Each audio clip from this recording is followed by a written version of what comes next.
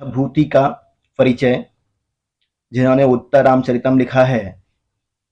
भभूति के पितामह का नाम भट्ट गोपाल, पिता का नाम नीलकंठ, माता जतुकर्णी, जातुकर्णी भी बोलते हैं। भभूति का मूल नाम श्रीकंठ या भट्ट श्रीकंठ है। इनके गुरु का नाम है ज्ञाननिधि कुमारिल भट्ट। भभूति का दार्शनिक नाम याद कर लीजिएगा, उदुम्बर, उम्बिकाचार्य, उम्बेक। उदुम्बर बोलते हैं, उम्बिकाचार्य बोलते हैं और उम्बेक बोलते हैं, याद कर लीजिएगा इसको। इनका जन्म स्थान दक्षिण भारत में पद्मपुर नगर। ये प्रश्न अधिकतर पूछा जाता है कि भभूति का जन्म स्थान कहाँ पे है। दक्षिण भारत में पद्मपुर नगर में। इनकी उपाधि, यहां से भी क्वेश्चन आता है, ध्यान रखिएगा।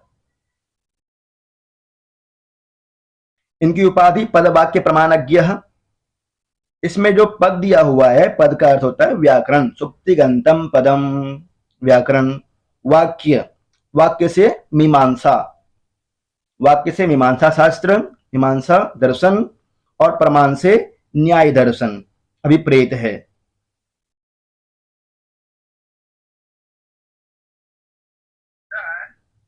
जी बोलिए। यहां बताना चाह रहे हैं कि भभूति जी व्याकरण में, मीमांसा में और न्याय में सिद्धहस्त थे, विद्वान थे। केवल साहित्य में ही विद्वान नहीं थे, अपितु पदवाक्य प्रमाणज्ञ, व्याकरण, मीमांसा एवं न्याय में भी सिद्धहस्त थे। वस्यवाक, वस्यवाक इनकी उपाधि है। परिणत प्रज्ञ, शिखरणी कवि, सब इनकी उपाधि है, ध्यान रखिएगा।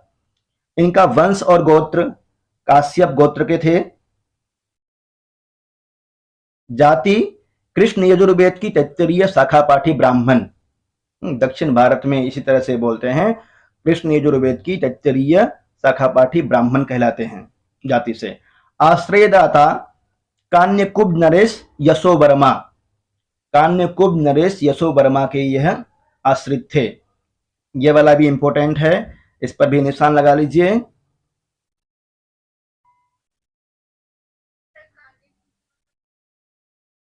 हाँ, कन्नौज, कन्नौज का नरेश है, यशो वर्मा या यशो बर्मन उसके आश्रित कवि थे।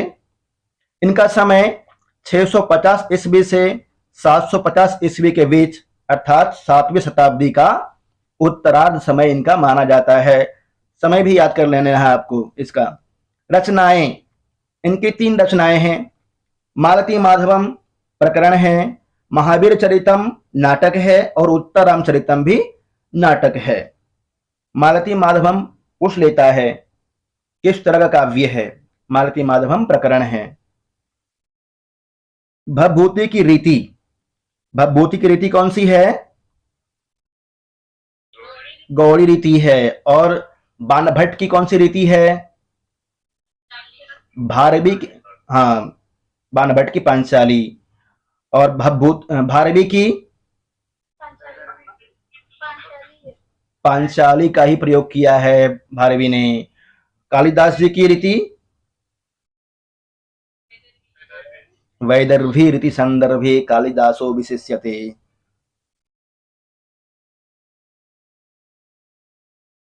भभूति का प्रिय रस करुण है। भभूति के प्रिय छंद अनुष्टुप और शिखरिणी।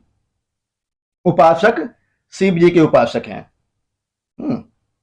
उत्तर रामचरितम में भभूति अपने आप को परिणत प्रज्ञ कहते हैं। महावीर चरितम में भभूति अपने आप को वश्य बाग कहते हैं। भभूति के नाटकों में अभिधा वृत्ति मुख्य है।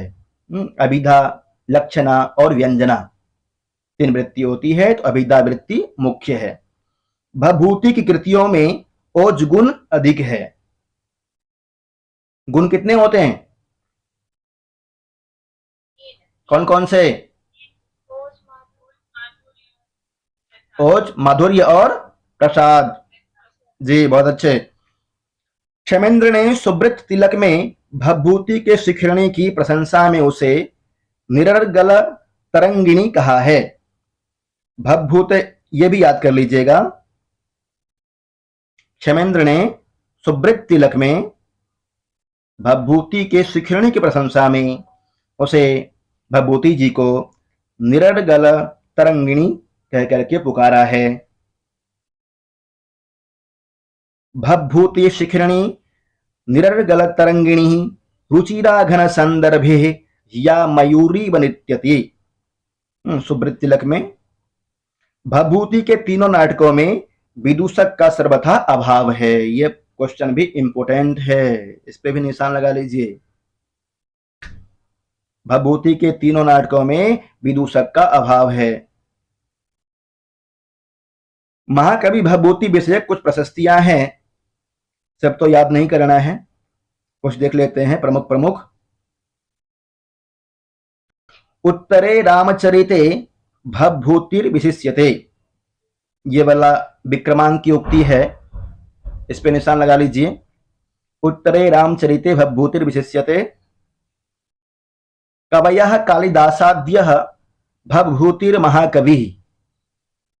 किसी अज्ञात समालोचक ने कहा है, इसके विषय में जानकारी नहीं किसने कहा है।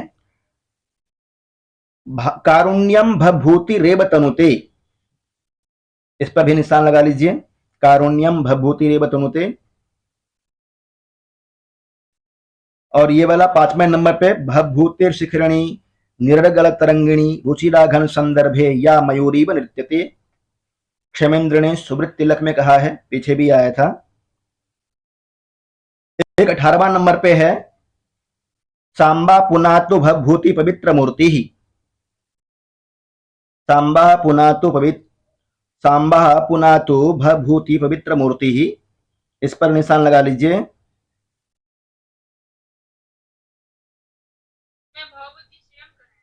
हाँ, ये भगवती की उक्ति है, स्वयं कहते हैं।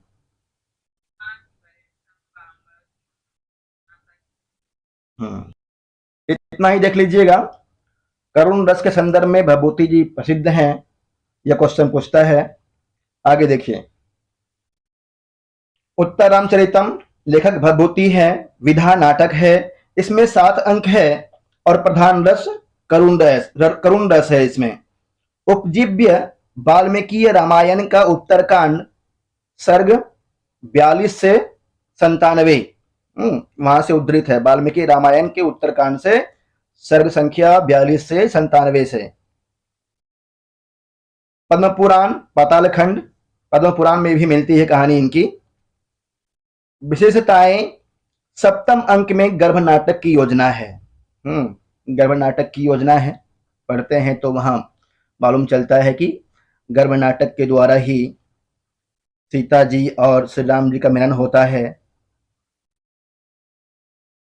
प्रथम अंक में चित्रवीथी की योजना है। चित्रवीथी, चित्र का निर्माण अर्जुन नामक चित्रकार ने किया था। लक्ष्मण चित्र बनवा के लाता है। विदूषक रहित नाटक है। तृतीय अंक में छायांक की योजना है। ये विशेषताएं हैं इसकी। प्रमुख पात्र में सूर्यवंशी ही होंगे, चंद्रवंशी तो नहीं है, सूर्यवंशी है सभी।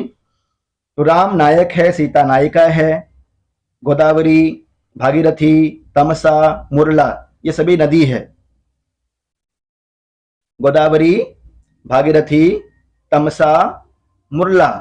एक नदी का और नाम आता है, बता दीजिए कौन सा नदी है? सरयू जी, सरयू नदी का भी नाम आता है।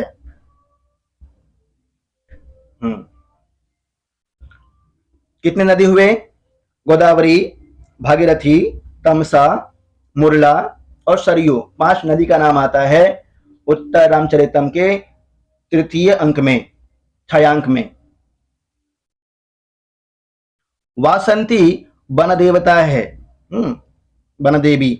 पृथ्वी, आत्रेयी, वशिष्ठ, कौसल्या, मुनिबालक, सौधातकी, गुप्तचर, दुर्मुख, लव, कुश, चंद्रकेतु, वाल्मीकि। चंद्रकेतु कौन है? लक्ष्मण का पुत्र जी, बहुत अच्छे। वाल्मीकि, लक्ष्मण, भरत, शत्रुघ्न। शत्रुघ्न ने कौन सी नगरी बसाई थी? मथुरा नगरी बसाई थी। किस राक्षस को मार करके राक्षस का नाम लवणासुर। मधुपन नगर का राजा था लवणासुर, उसको मार करके उससे युद्ध हुआ था। अष्टावक्र, अष्टावक्र कोहल ऋषि का पुत्र है। अष्टावक्र कोहल ऋषि का पुत्र। दंडायन, सुमंत्र, अरुंधति, जनक, कंचुकी आदि पात्र हैं। सुमंत्र कौन है? सुमंत्र चंद्रकेतु का मंत्री। चंद्रकेतु का मंत्री जी। अरुंधति किसकी पत्नी है? वशिष्ठ की। अगस्त की पत्नी का नाम क्या होगा? लोपामुद्रया प्रचितास्मि। तृतीय अंक में आता है वहां पे जी। बहुत अच्छे, याद हैं, और जिनको याद नहीं है याद करते चलिए। अनुष्टुप 84 श्लोक है। शिखरणी 30 श्लोक, बसंतिल का 26 श्लोक और शार्दुल विक्रीडितम 25 श्लोक जी। शिखरणी कवि में माने जाते हैं। तो शिखरणी कवि हैं। शिखरणी छंद का कितने बार प्रयोग किए हैं उत्तरारामचरितम में पूछ सकते हैं, इसको याद कर लीजिएगा। 30 बार प्रयोग करते हैं जी। उत्तररामचरितम में भभूति ने 38 अलंकारों का प्रयोग किया है, ये वाला याद कर लीजिएगा। उत्तररामचरितम में भभूति ने 38 अलंकारों का प्रयोग किया है, 38। और प्रयोग की दृष्टि से उन्हें उपमा, उत्प्रेक्षा, काव्यलिंग, रूपक, अर्थांतर न्यास अत्यंत प्रिय अलंकार हैं। इसमें 7 अंकों में रामायण के उत्तरकांड की कथा वर्णित है। रामायण में उत्तरकांड को प्रक्षिप्त माना जाता है, ध्यान रखिएगा, और उत्तरकांड से ही उत्तर रामचरितम की कथा उद्धृत है। राम के वन प्रत्यागमन के बाद राजगद्दी पाने से लेकर सीता मिलन तक की संपूर्ण कथाएं कुछ कल्पना प्रसूत घटनाओं के साथ दिखाई गई है। यह भभूति का सर्वश्रेष्ठ नाटक है। 7वें अंक में गर्भांक की कल्पना है। यह क्वेश्चन बार बार पूछता है, गर्भांकस्य कल्पना कस्मिन नाटके, गर्भांके कस्मिन अंके, पूछ लेता है, ध्यान रखिए। 30 पात्र है। तो जिस तरह से पात्र गिने हैं, यदि स्त्री और पुरुष भी गिन सकते हैं तो गिन के रख लीजिए, वैसे इतना नहीं पूछता है। पद्म पुराण में वर्णित राम कथा से उत्तर रामचरितम की कथा का अधिक साम्य है। उत्तर रामचरित में कुल पात्रों की संख्या आई गया 30 है। इनके अतिरिक्त 6 पात्रों का उल्लेख मात्र है। आप आगे चल रही हैं। भभूति ने उत्तर रामचरित में 19 छंदों का प्रयोग किया है। उत्तर रामचरित में कुल श्लोकों की संख्या 256 है। श्लोक कितने हैं उत्तर रामचरित में? और तृतीय अंक जो हमें पढ़ना है, छायांक, कितने श्लोक है उसमें? 48, 48 है तृतीय अंक में, छायांक में, वो वाला याद कर लीजिएगा। और उत्तर रामचरितम में 256 श्लोक है, ये दोनों याद रखना है आपको। अनुष्टुप के पश्चात शिखरणी छंद का सर्वाधिक प्रयोग हुआ है। सबसे ज्यादा अनुष्टुप छंद का प्रयोग है, उसके बाद शिखरणी छंद का प्रयोग है, मंगलाचरण में अनुष्टुप छंद है। भभूति ने उत्तर रामचरितम में केवल सौरसेनी प्राकृत का प्रयोग किया है। यह भी इंपॉर्टेंट है, इस पर भी निशान लगा लीजिए। भभूति ने उत्तर रामचरितम में केवल सौरसेनी प्राकृत का प्रयोग किया है। सौरसेनी की उत्पत्ति कहां से हुई है? नाटक का आरंभ किससे होता है मिथुन जी? चित्रदर्शन नामक चित्रवीथी, चित्रवीथी से चित्रदर्शन होता है वहां पे। और वो चित्र किसने बनाया है? अर्जुन नामक चित्रकार ने। चित्र बनवा करके कौन लाया था? लक्ष्मण जी। और राज्य का समाचार लेकर के कौन आया है?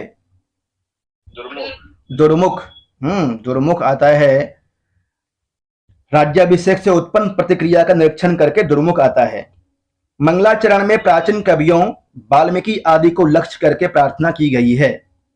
उत्तर रामचरितम में नमस्कारात्मक मंगलाचरण किया गया है, याद कर रखिएगा। इदं कविभ्य पूर्वेभ्य नमो नमो वाक् प्रशास्महे वंदे देवता वाचम। इसी तरह से है। महाराज दशरथ की पुत्री शांता के पति ऋष्यशृंग ने 12 वर्ष चलने वाला यज्ञ प्रारंभ किया। ये वाला इंपॉर्टेंट है, याद रखिएगा। महाराज दशरथ की एक पुत्री थी शांता, शांता को उन्होंने रोमपाद को दिया था। रोमपाद म्यूट कीजिए ना, किसी का आवाज आ रहा।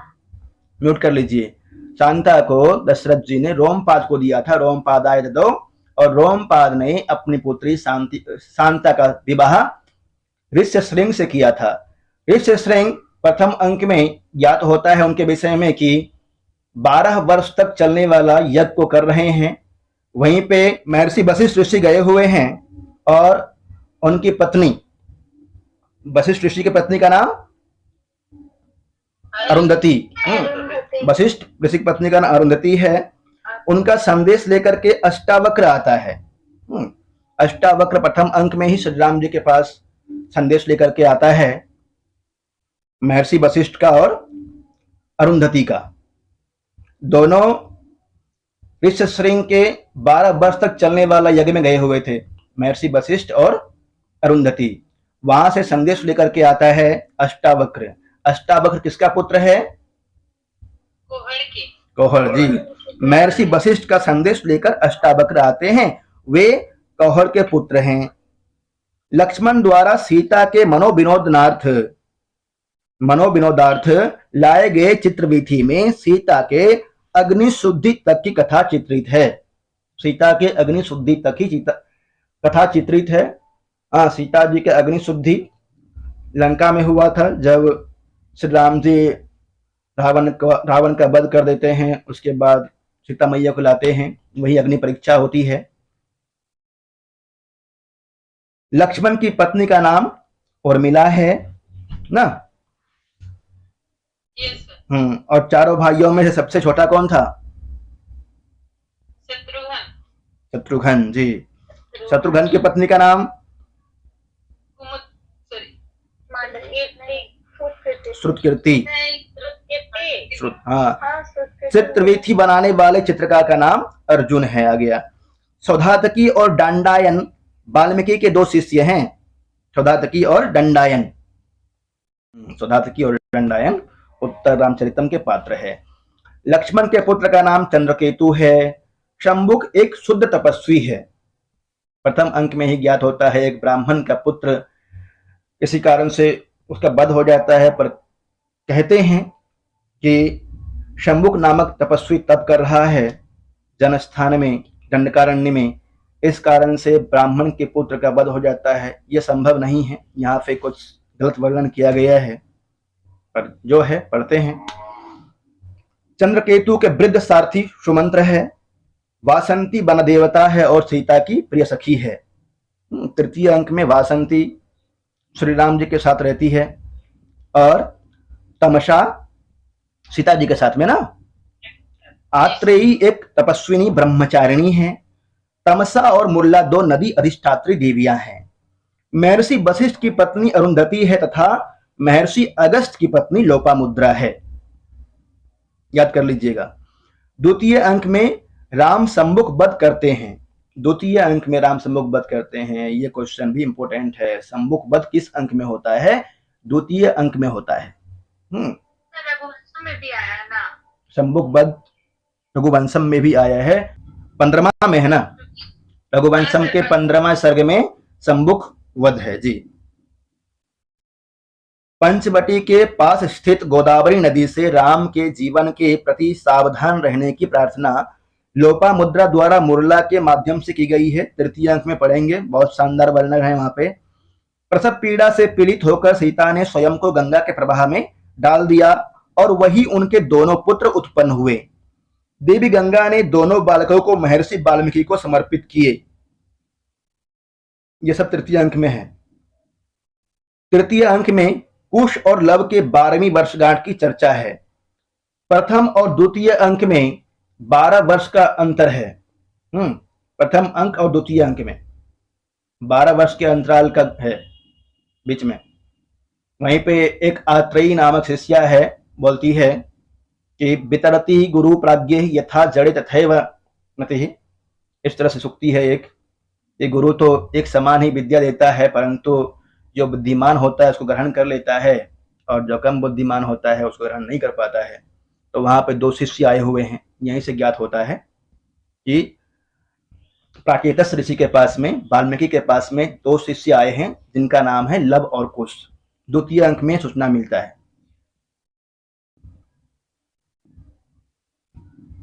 देवी द्वितीय अंक में कितना वर्ष का अंतराल है? 12 वर्ष का, 12 वर्ष। देवी गंगा ने दोनों बालकों को महर्षि वाल्मीकि को समर्पित किए हैं। यह 12 वर्ष कई बार आया है। तृतीय अंक में पढ़ेंगे, वहां भी 12 वर्ष का आया है। दोनों लब और कुश का 12वीं वर्षगांठ है, आता है वहां। तृतीय अंक में कुश और लब के 12वीं वर्षगांठ की चर्चा है। देखिए यहाँ पे, गंगा ने सीता को आदेश दिया कि वे अपने हाथों से तोड़े गए पुष्पों से अपने पुराण आदि ससुर सूर्य की पूजा करें। गंगा के प्रभाव से सीता को वन देवता भी नहीं देख पाते हैं। वहां पे दो बात कहा गया है। एक तो सरिद्वराम, नदियों में श्रेष्ठ गोदावरी को कहा गया है तृतीय अंक में, ध्यान रखिएगा।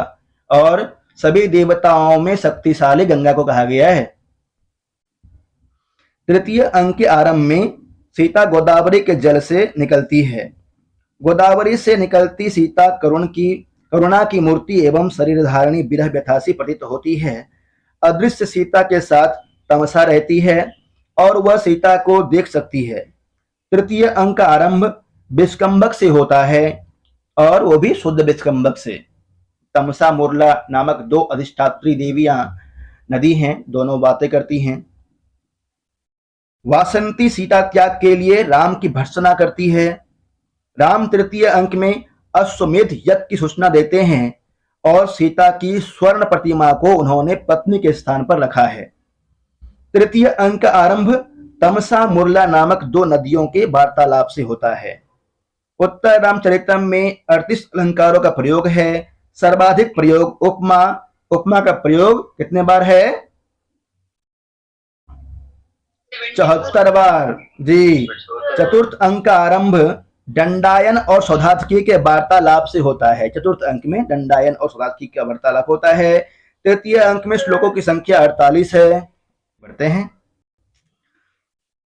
तृतीय अंक में श्लोकों की संख्या 48 है, याद रखिएगा, 48 श्लोक है तृतीय अंक में। चतुर्थ अंक में कौशल्या के पूछने पर लब अपने को वाल्मीकि का पुत्र बताता है। वाल्मीकि को प्राकेतस ऋषि भी कहते हैं। राम कथा के अभिनय के लिए वाल्मीकि ने इस कथा को कुश के संरक्षण में भरत मुनि के पास भेजा। कुश के संरक्षण में भेजा था भरत मुनि के पास में, इसका भी ध्यान रखिएगा। चतुर्थ अंक में लब यज्ञ का घोड़ा पकड़ता है। पंचम अंक में लब जृंभक अस्त्र का प्रयोग करता है। जृंभक अस्त्र से प्रयोग कस्मिन काव्ये, यह क्वेश्चन कर सकता है, या फिर और थोड़ा सा गहराई से क्वेश्चन करेगा तो जृंभक अस्त्र का प्रयोग किस अंक में है? उत्तर रामचरितम के किस अंक में जृंभक अस्त्र का प्रयोग मिलता है और कौन करता है? यह भी प्रश्न बनता है। लब करता है पंचम अंक में जृंभक अस्त्र का प्रयोग। लब राम के शौर्य को कुछ नहीं समझता और उन पर आक्षेप करता है। इदम कविभ्य पूर्वेभ्यो। षष्ठ अंक में लब और चंद्रकेतु में दिव्य अस्त्रों से घोर युद्ध होता है। छठे अंक में चंद्रकेतु के आग्नेय अस्त्र की प्रतिकार स्वरूप लब वारुण अस्त्र छोड़ता है।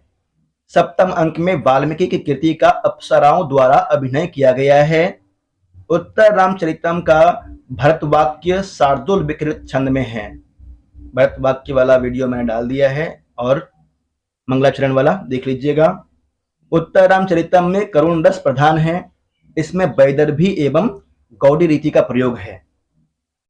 वैदर्भी और गौड़ी रीति। उत्तर रामचरितम सुखांत नाटक है। तृतीय अंक में सीता द्वारा पाले गए हाथी, ध्यान रखिए क्या क्या वर्णन है वहां पे। तृतीय अंक में हाथी, करिशावक आता है, मयूर, जो कि कदम के वृक्ष पे बैठा है अपने प्रेमी के साथ में। कदम की चर्चा आती है। मयूर कदम के वृक्ष पर बैठकर मधुर स्वर करता है। प्रथम अंक में राम ने लोकानुरंजन के लिए सीता तक को त्याग देने की बात कही है। स्नेहम दयाम च सौख्यम च यदि वा जानकीम अपि आराधनाय लोकस्य मुंचतो नास्ति में व्यथा। दुर्मुख नामक गुप्तचर जब राज्याभिषेक के बाद राज्य का समाचार लेकर के आता है श्री राम जी के पास, तब बोलते हैं श्री राम जी, श्री राम जी की उक्ति है, ये वाले उक्ति याद रखिएगा। स्नेहम दयाम च सौख्यम च यदि वा जानकीम अपि आराधनाय लोकस्य या लोकानाम मुंचतो नास्ति में व्यथा। लोकस्य है, कई जगह लोकानाम भी आता है। आराधनाय लोकानाम मुंचतो नास्ति में व्यथा। प्रथम अंक में राम अष्टावक्र से यह प्रसिद्ध श्लोक कहते हैं। अष्टावक्र कहां से आए थे? वशिष्ठ और अरुंधति का संदेश लेकर के। ऋषि श्रृंग के वहां पे 12 वर्ष तक चल रहा है यज्ञ, और वहीं से अष्टावक्र आता है। अष्टावक्र किसका पुत्र है, बता दीजिए? कोहल ऋषि का जी। लौकिका नाम ही साधु नाम अर्थम वाद अनुवर्तते ऋषि नाम पुनराद्यानाम वाचम अर्थोनुधावती। राम अष्टावक्र से कहते हैं जी, बोलिए। लौकिका नाम ही साधु नाम अर्थम वाग अनुवर्तते ऋषि नाम पुनराद्यानाम वाचम अर्थोनुधावती। लौकिक जितने भी लोग हैं, हम सभी, उनका जो अर्थ के अनुसार ही वाक्य बोलते हैं। किसी चीज का अर्थ जान रहे हैं कि भाई ये बात बोलेंगे तो इसका ये अर्थ होगा, उसके अनुसार ही शब्द का प्रयोग करते हैं। परंतु ऋषि के द्वारा जो उक्त होता है, जो भी बोल देते हैं वह वाक्य बन जाता है, वह शब्द बन जाता है। ऋषि नाम पुनराद्यानाम वाचम अर्थोनुधावती। जो बोलते हैं उसका अनुगमन वाणी अर्थ करता है, उसका वाक्य का अनुगमन अर्थ करता है। और हम सभी किसका अनुगमन करते हैं? अर्थ का अनुगमन करते हैं। तृतीय अंक का आरंभ राम के करुण रस के उद्घोष के साथ होता है, जिसे मुरला कहती है। अनिर्भिन्नो गभीरत्वाद अंतर्गूढ़ घन व्यथ कूटपाट प्रतीकासो रामस्य करुणो रस। बहुत ही मार्मिक वर्णन है, वहां पे पढ़ेंगे। तृतीय अंक में सर्वाधिक अनुष्टुप छंद का प्रयोग हुआ है। तृतीय अंक में अनुष्टुप छंद का 11 बार प्रयोग हुआ है और बसंत तिलका का 7 बार। तृतीय अंक का अंत भी करुण रस के उद्घोष से होता है, जिसे तमसा कहती है। एको रसः करुण एव निमित्त भेदात् भिन्नः भिन्नः पृथक एव आश्रयते विवर्तान्। ऐसा श्लोक है वहां पे, बसंत तिलका छंद में है। लवनासुर के वध के लिए शत्रुघ्न जाते हैं। मूल कथा में अश्वमेधीय अश्व का रक्षक भरत पुत्र पुष्कल है। भरत का पुत्र का नाम बोलिए? भरत के पुत्र का नाम पुष्कल जी। उत्तर रामचरितम में लक्ष्मण पुत्र चंद्रकेतु है। अश्वमेधीय अश्व का रक्षक इस कथा में उत्तर रामचरितम में लक्ष्मण पुत्र चंद्रकेतु है। ये वाला भी पूछता है। सप्तम अंक में गंगा और पृथ्वी सीता के चरित्र की पवित्रता की घोषणा करती है। कवियों ने कारुण्यम भभूति रेव तनुते कहकर भभूति का यशोगान किया है। म्यूट रखिए। भभूति ने चौथे अंक में समांस या अमांस मधुपर्क का प्रसंग उठाया है। समांस मधुपर्क या अमांस मधुपर्क कोई खास नहीं है, आगे बढ़िए। पंचवटी में राम का शयन शीलातल कदली वन के मध्य में विद्यमान था। पढ़े हैं, कई बार पढ़े हैं और अच्छी तरह से याद ही है। निरंध्र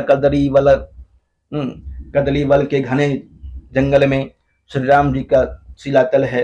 वहां पे सीता मैया बैठती थी और हरिण को निवार बलि देती थी। वह जगह हिरण सब कभी छोड़ता ही नहीं था, घेर कर रखता था। वासंती केवल लक्ष्मण का कुशल क्षेम पूछती है। ध्यान है, वासंती अपि कुशलम लक्ष्मणस्य पूछती है बार बार, अपि कुशलम लक्ष्मणस्य।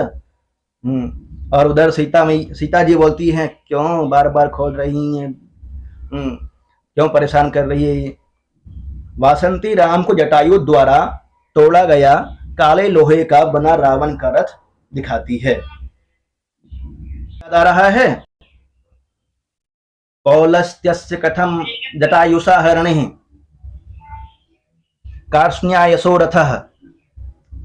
सेकंड लास्ट है, 47वां श्लोक होगा ना, ध्यान है? 47वां या 48वां? 47वां है, 48वां नहीं है, 47वां होगा। उत्तर रामचरितम का मंगलाचरण। इदं कविभ्यः पूर्वेभ्यो नमो वाकं प्रशास्महे विन्देम देवतां वाचम अमृतामात्मनः कलाम। हम अपने पुरातन वाल्मीकि आदि कवियों को प्रणाम कर ब्रह्मा की अंशभूत सनातनी देवी वाणी सरस्वती को प्राप्त करें, यह कामना करते हैं। अर्थात पहले के वाल्मीकि आदि कवियों को प्रणाम कर हम यह कामना करते हैं कि ब्रह्मा की अंशभूत सनातनी सरस्वती को प्राप्त करें। उपर्युक्त मंगलाचरण में वाणी देवी को नमस्कार किया गया है।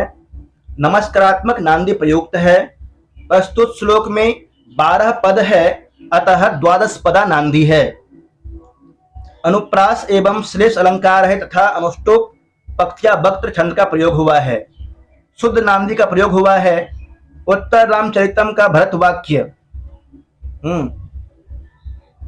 पाप्मभ्यश्च पुनाति वर्धयति च श्रेयांसि चेह्यं कथा मंगल्या च मनोहरा च जगतो मातेव गंगेव च तामेतां परिभावयन्त्यभिनये विन्यस्तरूपाम्बुधः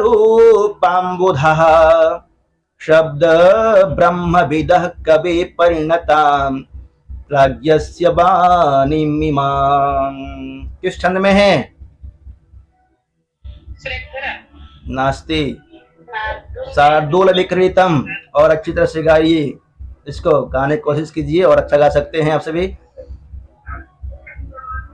संसार की माता और गंगा की तरह कल्याण करने वाली तथा मनोहर प्रसिद्ध यह रामायण की कथा पापों से पवित्र करती है और कल्याण को बढ़ाती है। विद्वान लोग अभिनय के द्वारा शब्द ब्रह्म को चाहने वाले इस बुद्धिमान कवि की नाटक के रूप में परिणत ऐसी ही उत्तर रामचरित स्वरूप वाणी का विचार करें। इस मांगलिक पद्य में संसार के कल्याण के लिए नाटकीय पात्रों की ओर से शुभकामना है। यहाँ उपमा के चारों भेद होने से पूर्णोपमा अलंकार है। प्रशस्ति नामक निर्वहन संधि का अंक है। हाँ, प्रशस्ति नामक निर्वहन संधि का अंग है।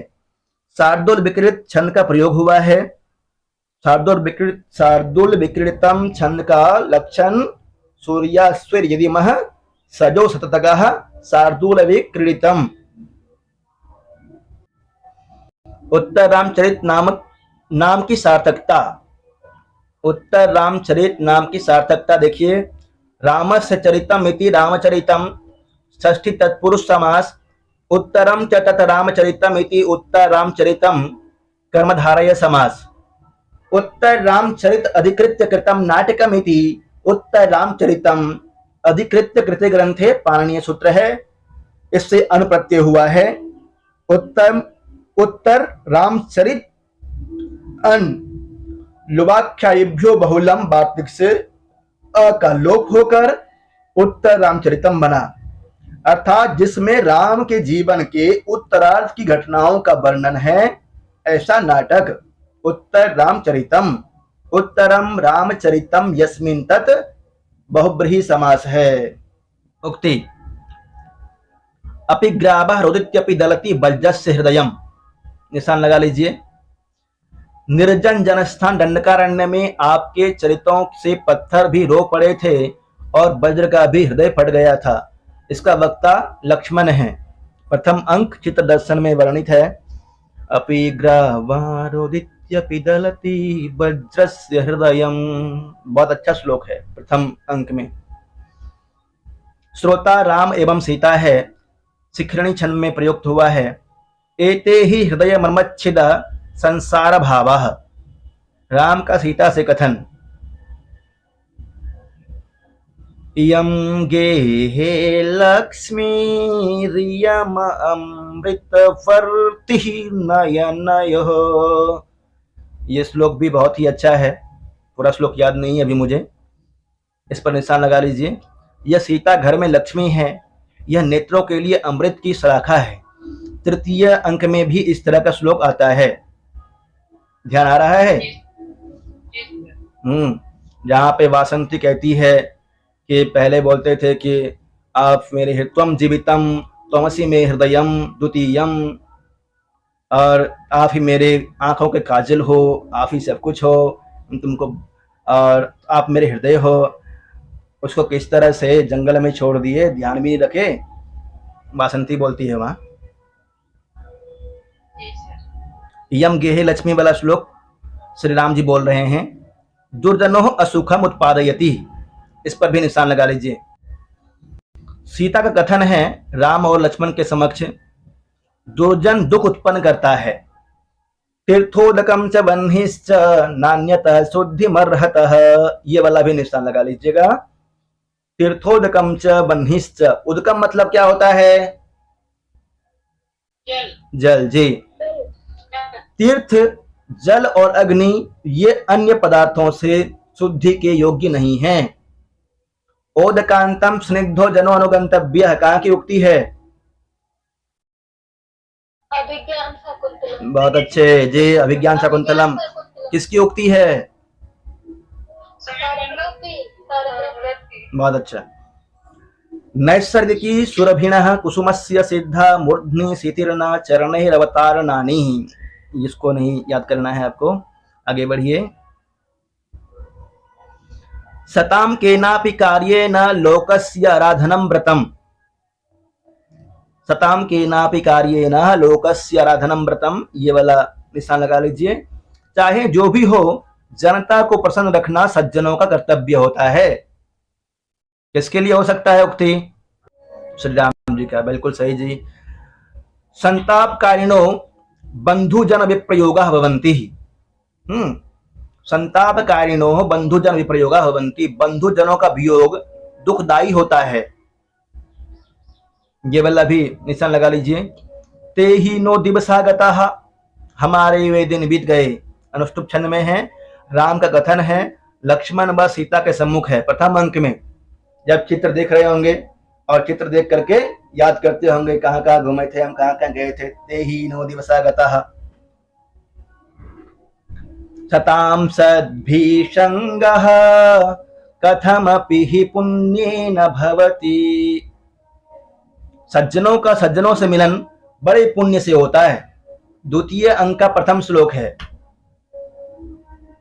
द्वितीय अंक प्रथम श्लोक, वन देवता का कथन है, तापसी से शिखरणी वृत्त में है, अर्थांतर न्यास अलंकार है, अलंकार तो नहीं पूछेगा वैसा, परंतु सताम सद्भि संग कथमपि पुण्य न भवति, सुक्ति पूछ सकता है। और दूसरा अंक का एक सुक्ति और बताया था मैंने, क्या है?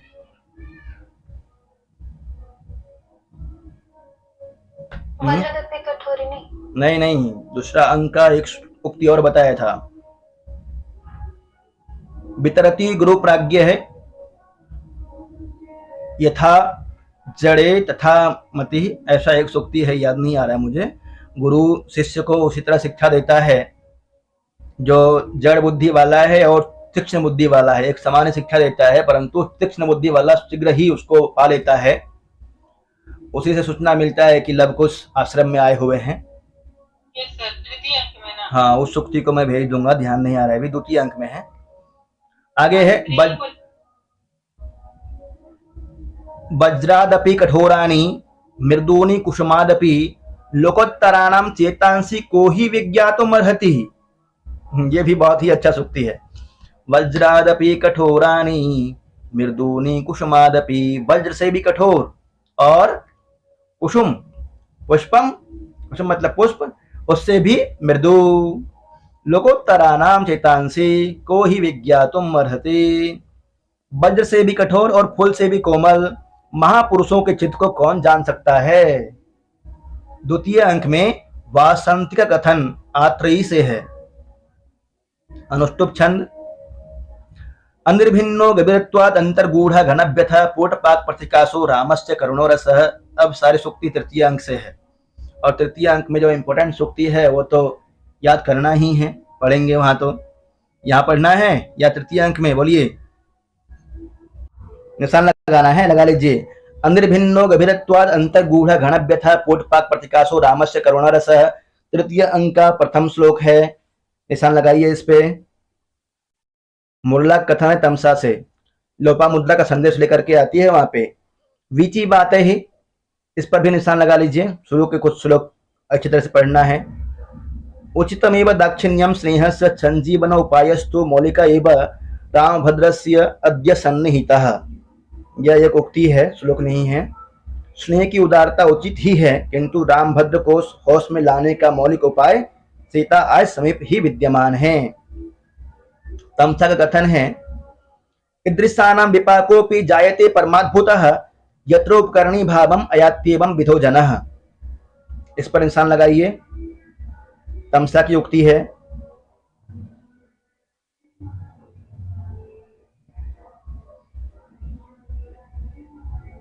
मुरला का कथन है सर। हाँ, ये वाला मुरला कथन था तमसा से। ईदृशानां विपाकोऽपि जायते परमाद्भुतः यत्रोपकरणी भावम अयात्येवं विधो जनः। मुरला का कथन है तमसा से, अनुष्टुप वृत्त में है जी।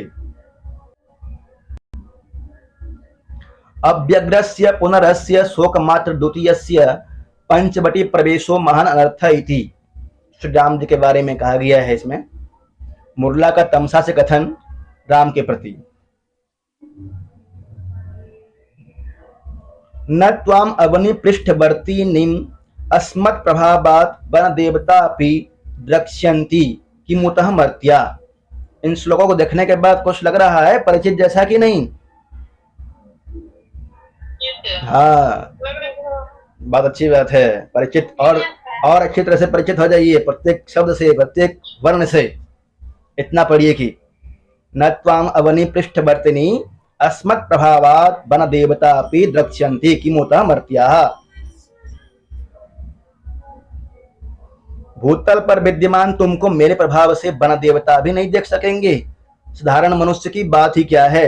तमसा मुरला से भागीरथी द्वारा सीता से कही गई बात को बताती है।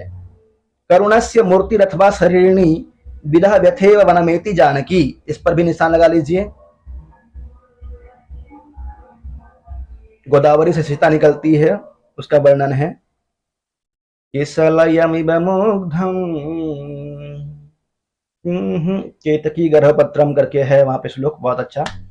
हृदय रूपी कमल को सुखाने वाला कठोर और चिरस्थायी शोक सीता के शरीर को उसी प्रकार मलिन बना रहा है जैसे शरतकालीन धूप केतकी के फूल के अंदर के पत्ते को। मालिनी छंद में है। मुरला का कथन है तमसा से। अपरिस्फुट निक्वाने कुतस्तुयेपि त्वमिदृशे स्तन इत्नो मयूरीव चकितोत उत्कंठितम स्थितः। मेघ की स्पष्ट ध्वनि पर मोरनी के तुल्य तुम कहीं से आए हुए अस्पष्ट शब्द को सुनकर इस प्रकार आश्चर्ययुक्त और उत्कंठित हो गई हो। तमसा का सीता से कथन है। जब सीता जी ऊपर देखती है ना, मेघ का आवाज की तरह आवाज, वहां पे श्री राम जी आते हैं, उनके वाहन का आवाज, पुष्पक विमान का आवाज सुन करके जब ऊपर देखती है, चकित होती है, उस समय बोलती है यत्र द्रुमः अपि वृक्ष बांधवा में। अच्छा श्लोक है, अभी याद नहीं आ रहा है। यत्र द्रुमः अपि बांधवा में गिरीश तटानी, जहां वृक्ष इत्यादि मेरे बंधु थे, जहां प्रिया के साथ बहुत समय रहा, यह वही आश्रम स्थान है। बसंतिल का छंद अर्थापत्ति अलंकार। राम का कथन नेपथ्य में। अहम एव एतस्य हृदयं जानामि मम एषः। सीता का कथन है तमसा से।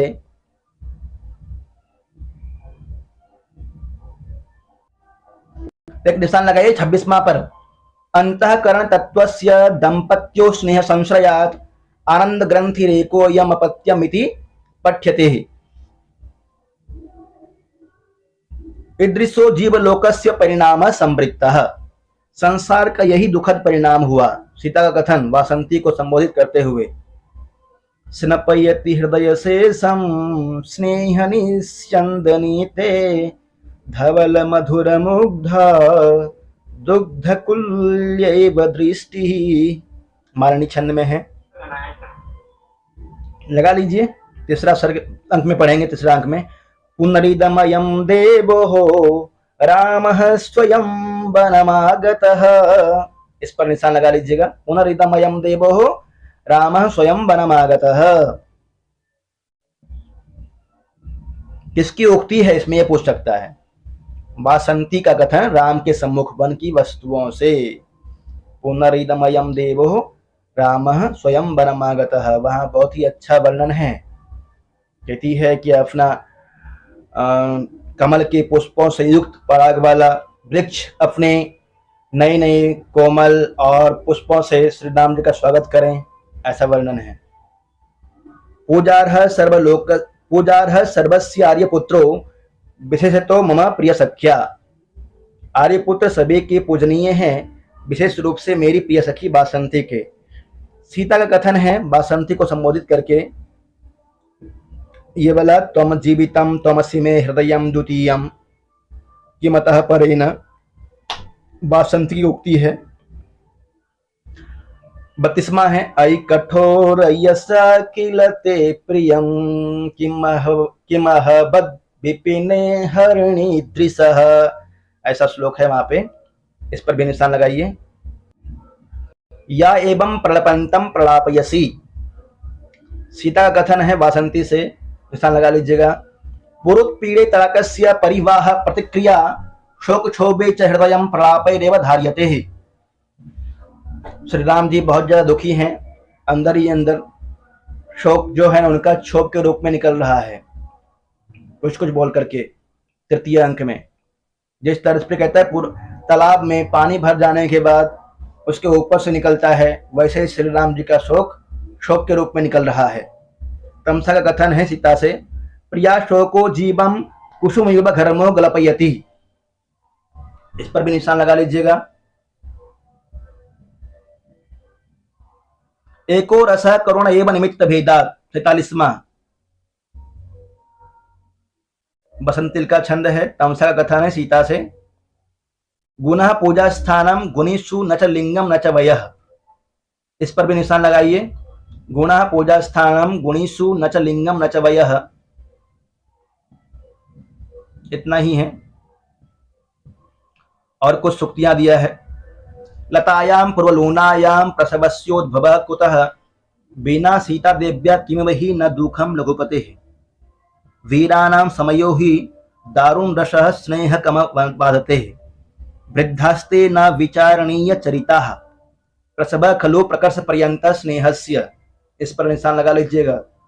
प्रसव खलु प्रकर्ष पर्यंत स्नेहस्य, तमसा कथन है तृतीय अंक में। सुलभ सौख्यमिदानीं बालत्वं भवति। उत्तर रामचरितम बिंदुवार अध्ययन। उत्तर रामचरितम के रचयिता कौन है? भवभूति। उत्तर रामचरितम में अंक की गिनती, अंक कितने हैं?